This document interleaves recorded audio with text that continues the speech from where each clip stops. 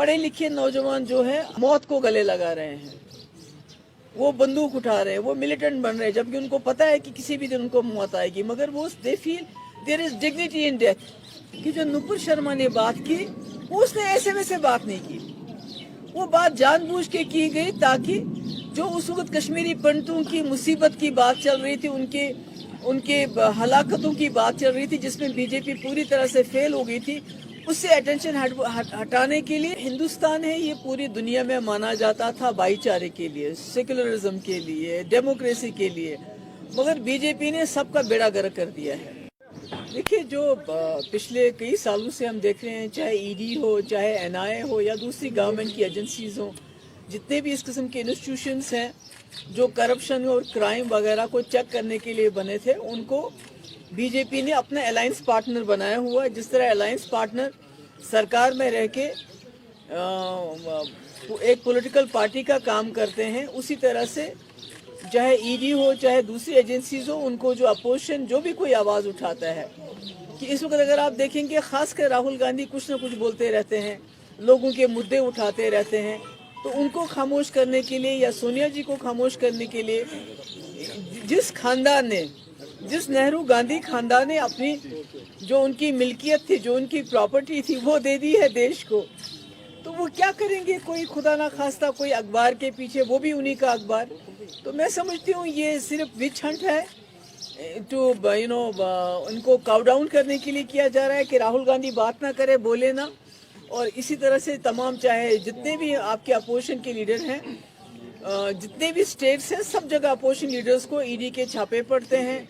उनको तंग किया जाता है और उनके बाद उनको बीजेपी ज्वाइन करवाई जाती है। जब बीजेपी ज्वाइन करते हैं तो ईडी के छापे बंद हो जाते हैं। तो ये विच हंट नहीं है तो और क्या है? हिंदुस्तान है ये पूरी दुनिया में माना जाता था भाईचारे के लिए, सेक्युलरिज्म के लिए, डेमोक्रेसी के लिए,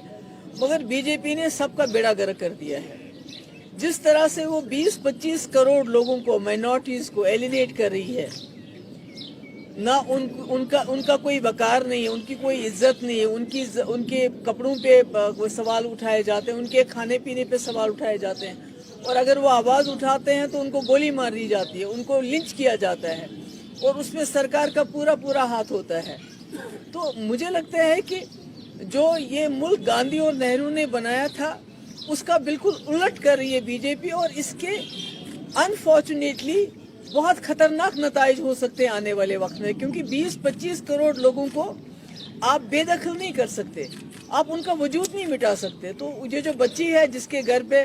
बुलडोजर चला, जिसके पहले वालिद को गिरफ्तार किया, फिर उसकी माँ और बहन को पकड़ के ले गए, फिर उसको और उसकी भाभी को कहा आप भी जेल में चलो, आपको भी कुछ काम है, वो नहीं गई। तो ये एक बदले की सियासत है जिसमें कोई इनके पास कोई कानून का नामो निशान नहीं है, और अनफॉर्चुनेटली बदकिस्मती से जो जुडिशरी है वो खामोश तमाशाई बन के देख रही है। इनका काम तो था इस वक्त, क्योंकि अपोजिशन बात करती है तो उनके पीछे ईडी जाता है, उनको जेल में भरते हैं, मगर जुडिशरी जिसको बात करनी चाहिए थी वो सामने नहीं आ रहे हैं, वो खामोश तमाशाई बन के बैठे हुए हैं। मीडिया तो सारा गोदी मीडिया इनकी गोद में बैठा हुआ है, वो तो वही चलाते हैं जो इनको चलाने के लिए कहते हैं। Instead of arresting Nupur Sharma, उनको सिक्योरिटी दी है दिल्ली पुलिस, कैसे देखते हैं आप? नहीं, देखिए, सिक्योरिटी का मैं समझती हूँ कि जब किसी को थ्रेट मिलता है, पहले तो थ्रेट करना नहीं चाहिए, तो उसमें सिक्योरिटी प्रोवाइड करना मैं नहीं समझती हूँ कोई ऐसी बात है। मगर उनकी गिरफ्तारी क्यों नहीं हो रही है? क्योंकि अगर आप कोई यहाँ मामूली सी बात करता है, ट्विटर पे ट्वीट करता है, मैंने देखा कश्मीर में क्या हो रहा है, हमारे जम्मू कश्मीर में अगर कोई ट्वीट करता है, कोई जर्नलिस्ट बात करता है, कोई सच बोलता है, तो उसको जेल में डालते हैं, उसको यूएपीए लगाते हैं। तो वहाँ नुपुर शर्मा ने इतनी बड़ी गलत और खतरनाक गलत बात कह दी, तो अभी तक उसके खिलाफ एक्शन नहीं हो रहा है, जबकि पूरे मुल्क में दंगे हो रहे हैं, उसके खिलाफ एक्शन नहीं हो रहा। और साथ में मुझे लगता है कि जो नुपुर शर्मा ने बात की, उसने ऐसे वैसे बात नहीं की, वो बात जानबूझ के की गई ताकि जो उस वक्त कश्मीरी पंडितों की मुसीबत की बात चल रही थी, उनके हलाकतों की बात चल रही थी, जिसमें बीजेपी पूरी तरह से फेल हो गई थी, उससे अटेंशन हटाने के लिए और मुसलमानों को प्रोवोक करने के लिए, ताकि मुसलमान प्रोवोक हो और इनको मौका मिले मुसलमानों के घर उजाड़ने का, उनको जेलों में डालने का, उन पे गोलियां मारने का, اور ان کو ہر حساب سے تنگ کرنے کا موقع ہے. یہ نپر شرما کی بات کوئی ایسے ویسے نہیں کہی اس نے, یہ بڑی اسٹریٹجیکلی یہ بات کی گئی ہے. ان کے پاس کوئی اور پالیسی نہیں ہے. ڈنڈے کے بغیر, جیل کے بغیر, سختی کے بغیر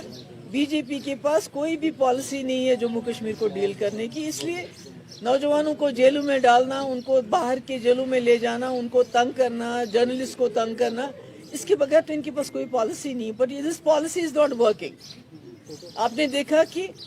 یہاں پڑھے لکھے نوجوان جو ہیں اب خدا نہ خواستہ موت کو گلے لگا رہے ہیں, وہ بندوق اٹھا رہے ہیں, وہ ملیٹنٹ بن رہے ہیں, جبکہ ان کو پتا ہے کہ کسی بھی دن ان کو موت آئے گی, مگر وہ they feel there is dignity in death rather than living life with indignity. یہ بہت افسوس کی بات ہے کہ جو ہماری اپوزیشن پارٹیز ہیں یا اپوزیشن لیڈر ہیں وہ خاموش ہے, وہ بات نہیں کر رہے ہیں, مگر ان کو ڈرایا جاتا ہے, ان کو دھمکایا جاتا ہے. جیسے ابھی آپ ای ڈی کی بات کیجئے, آپ دوسرے انسٹیٹیوشنز کی بات, ایجنسیز کی بات کیجئے, مگر جوڈیشری خاموش کیوں ہے؟ مجھے جوڈیشری پہ تعجب ہو رہا ہے, کیونکہ judiciary is the last resort. اگر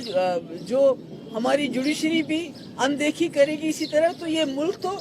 خدا نہ خواستہ بربادی کی طرف جا رہا ہے, اور بہت خطرناک ماحول بنتا جا رہا ہے. کیونکہ 20-25 کروڑ لوگوں کو آپ اس طرح دھتکار نہیں سکتے, آپ ان کا وجود نہیں مٹا سکتے. مطلب کہ مجھے لگتا ہے کہ ملک جو ہے بہت ہی خطرے کی طرف جا رہا ہے. ایک پیسفل ملک ایک خطرے کی طرف جا رہا ہے. پوری دنیا میں